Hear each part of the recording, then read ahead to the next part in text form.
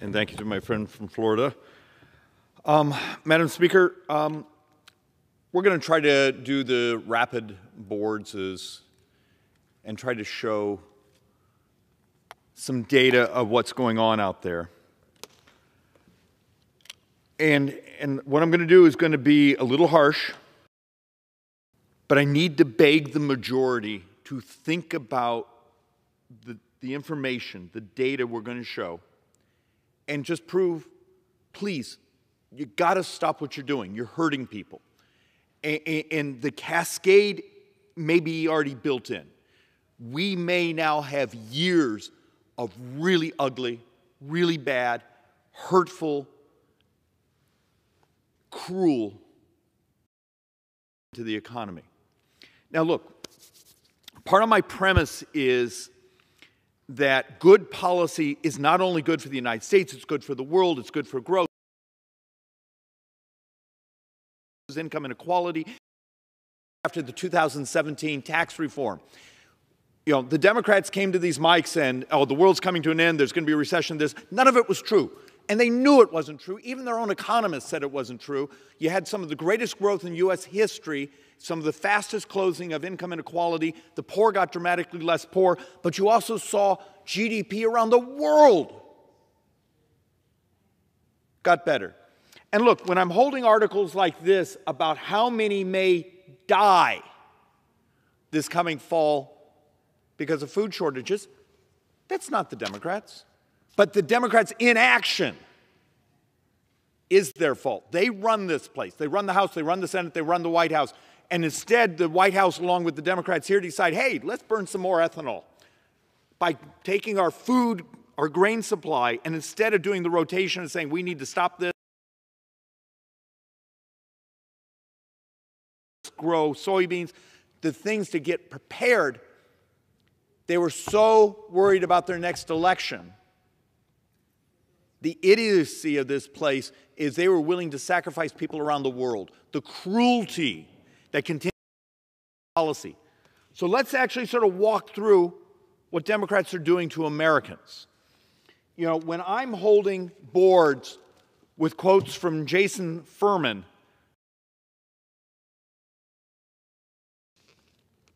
the decline in real average hourly earnings at this point is terrible.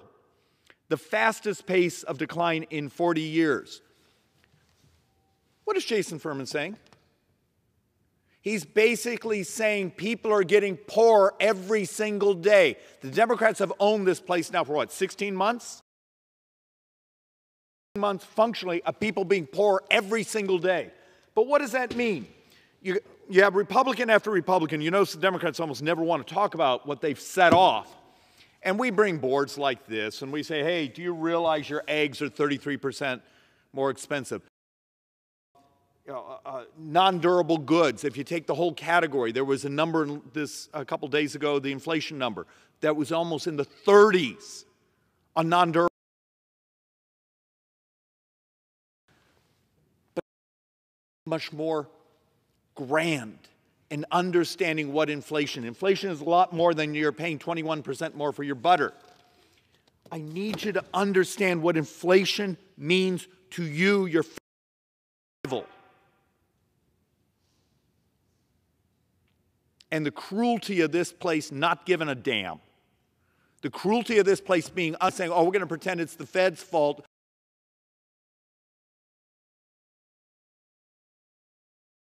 Oh, it's Russia's fault, and this place isn't going to do anything. We're going to let the Federal Reserve jack up interest rates to the point where they put lots of people out of work, have that misery, and somehow Democrats think they're not going to be held responsible for what they've done.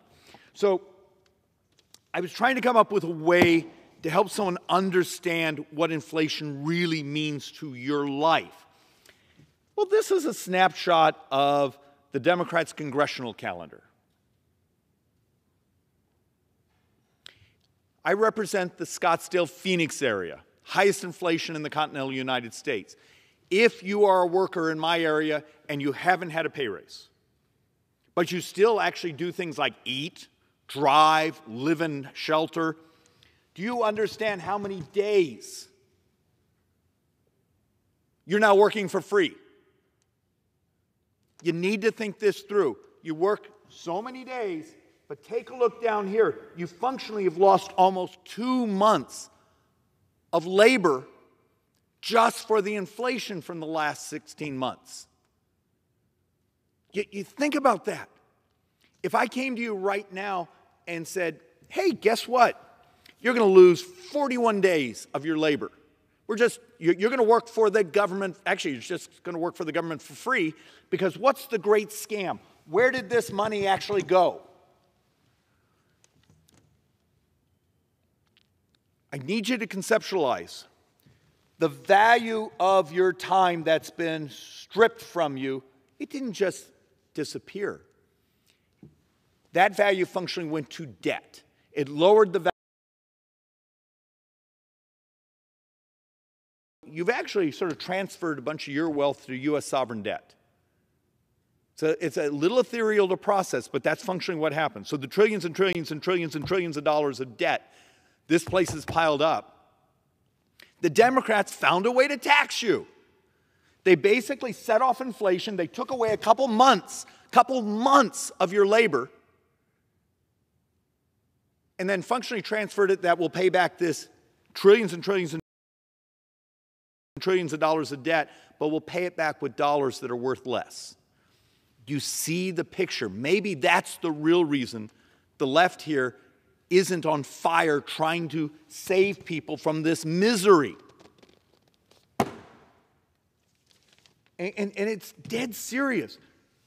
You can do the June 21st or since December. If you do December, particularly for my Phoenix area, and I'm the highest inflation in the continental United States, for the entire country, apparently urban Alaska, whoever knew that was a subcategory economic zone, is slightly higher than us. But if you go back to since December 2020, you've lost 1.9 months of your labor.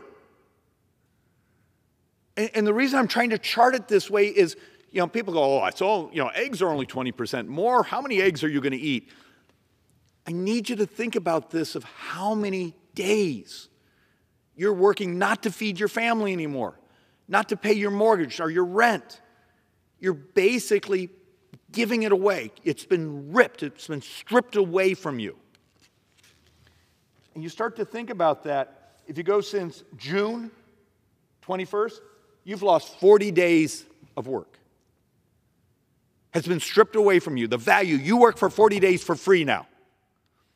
If you go back to December 2020, you now work for 57 days. If you live in the Phoenix area, our inflation has been so high, you work for 57 days for free. This is what Democrat policies did to you. Tell me this isn't cruel. Do you understand what this does to the working poor? We get this great speechifying here, how the virtue signaling is great, but somehow Democrats get judged on pretty words and we get judged on what we accomplish.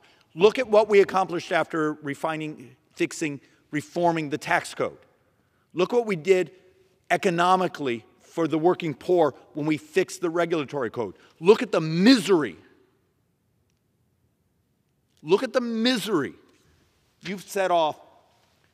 And how many presentations here, how many pieces of legislation have come to this floor? And those of us in the Ways and Means Committee, Republicans, we keep offering ideas and saying, we'll do this in partnership with you. There are things we can do legislatively to help take on inflation. We could no more get one of our amendments heard around here because it's not being controlled out of Nancy Pelosi's office.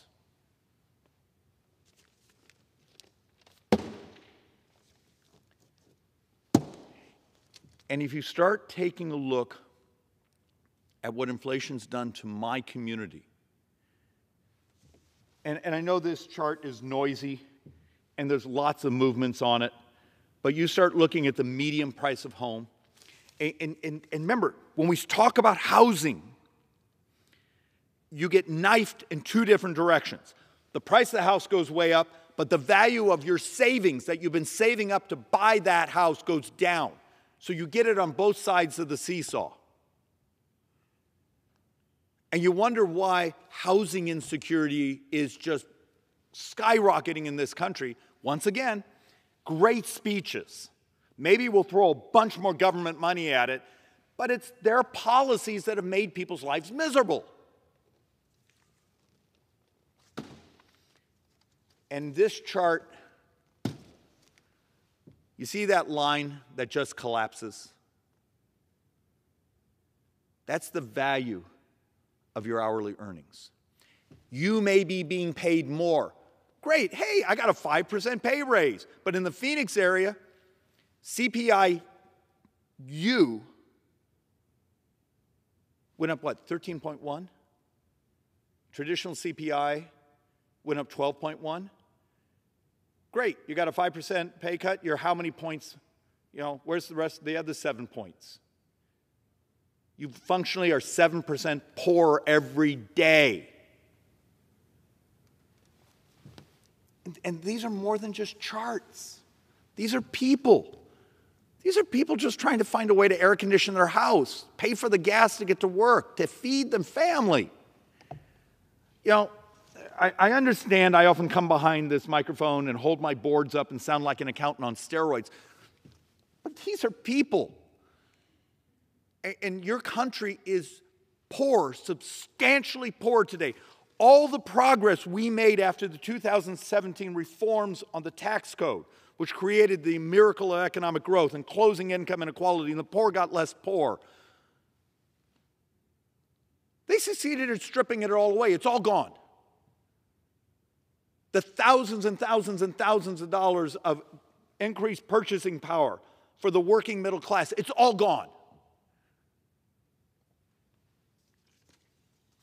The left's policies are basically arsonists to this country's prosperity.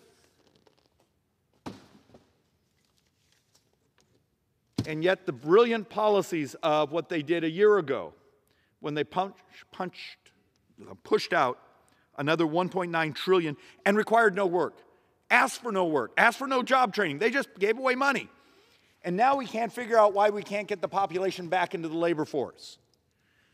How do you think we are going to get productivity back? How do you think we're ever going to get inflation back under control? If inflation is too many dollars chasing too few goods and services, guess what? You can do two things. You can have the Federal Reserve jack up interest rates and crash the economy. And that seems to be the Democrat playbook, is just, put people out of work. Let's just push up misery.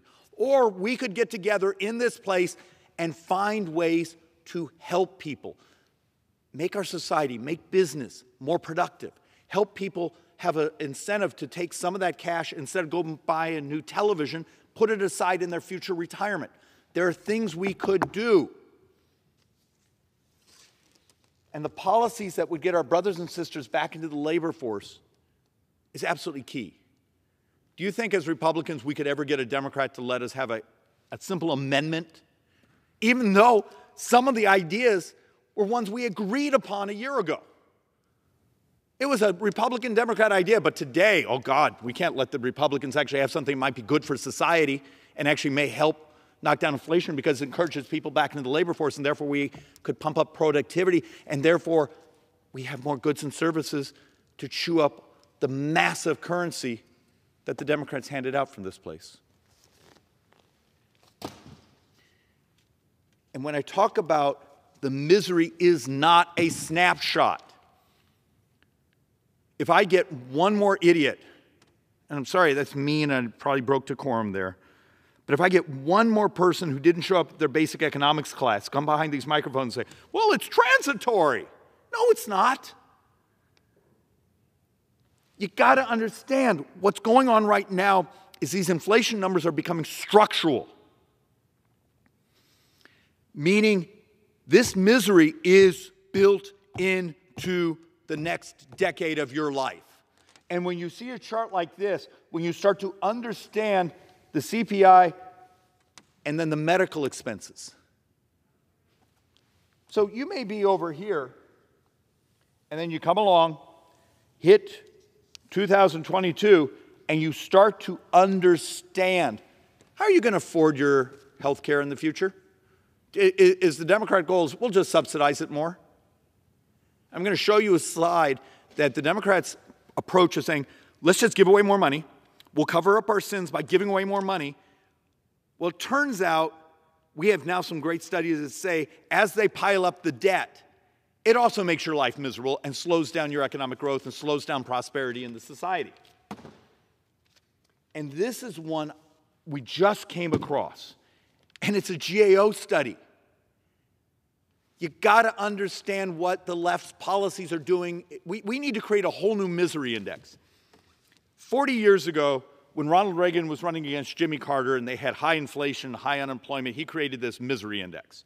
And it was just a way for people to understand the brutality the left's policy was doing to people's lives. Maybe we need to create a new one, because this is a really weird cycle. High employment, we have a demographic bubble that goes against us. We're getting old very fast as a society. We've incentivized, we finance people not to participate in the labor force. And we've handed out lots of free money that had no attachment to labor.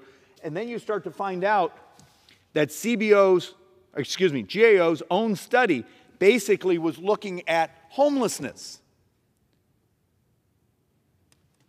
Just a couple weeks ago, we had a number of the Democrats there giving beautiful speeches about how much they care about homelessness. I have zip codes in my community where homelessness has doubled in the last year. Real problems. There are some real problems in part of Phoenix.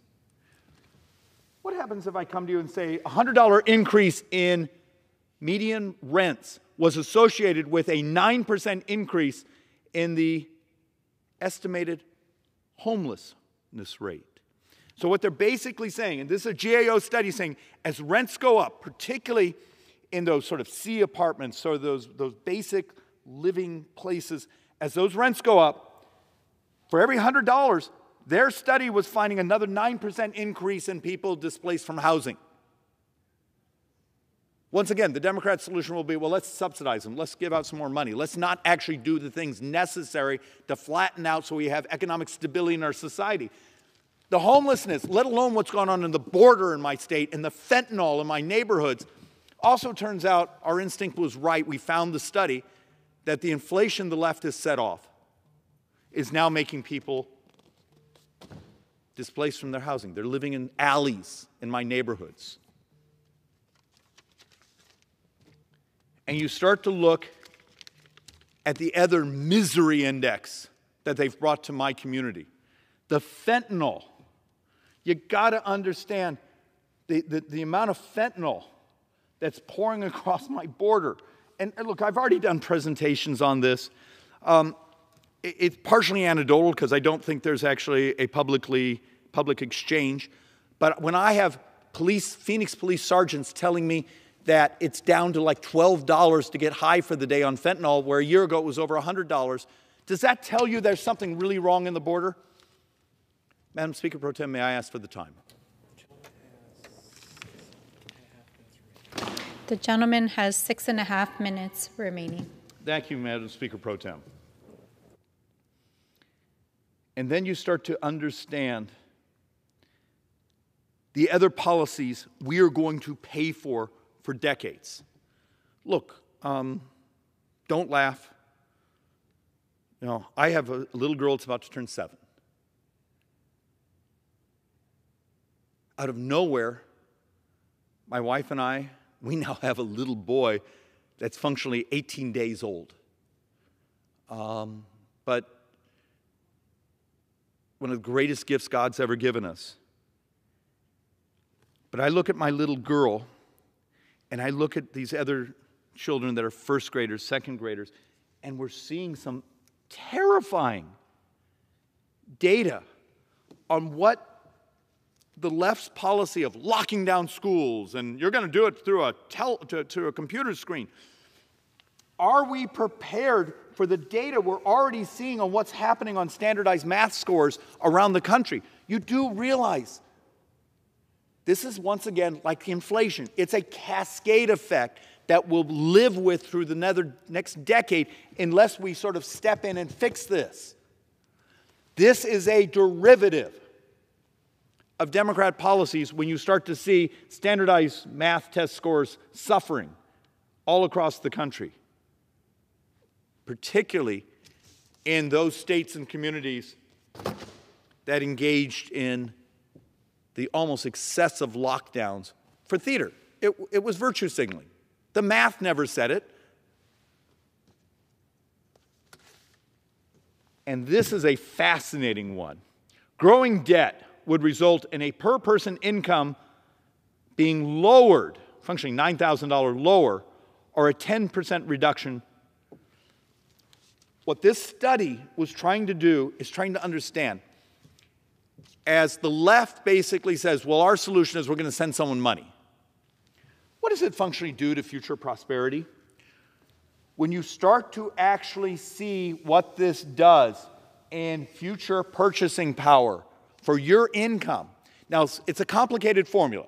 Part of it basically says, hey, you don't have as much capital revolving in the economy, so you don't have as much investment in productivity, so the society doesn't get healthier, wealthier, better, faster, because all that cash is functionally financing U.S. sovereign debt. But are you prepared? Because this is what brought you. As the debt skyrockets, you get to live about 10% poor. Now stack that on the fact that you've lost a couple months of your labor.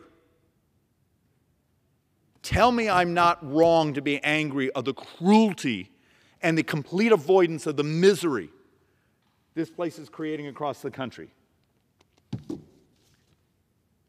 And then you start to look at where our future is.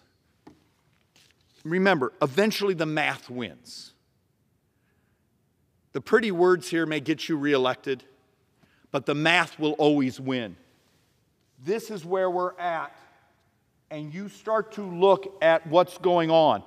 The interest, because of the piling up of debt, Social Security, Medicare, interests are now functionally crossing, or in the next few years, cross all defense spending, all Medicaid spending. So you understand, this is Social Security, this is Medicare, this is interest. The number of my friends on the left who say, well, if we would cut defense, the green line is defense. I know you may care more about this coming election, but we got to stop the misery. And just minutes ago, the Atlanta Fed's GDP calculator just announced that the second quarter looks like it wasn't 1.2% negative, it's 1.5% negative. Remember your high school economic class? Even though it's not technically correct, congratulations, you brought us 2 months of negative GDP. Please, to the majority, stop hurting people. And let some of us who, I'll give you the ideas, put your own name on them. We're better than this. It can't be all about the next election. If we don't stop this, we are about to give a decade of misery because of crappy decisions made in the last 16 months. And that's just not fair. It's just not fair. And with that, Madam Speaker Pro Tem, I yield back.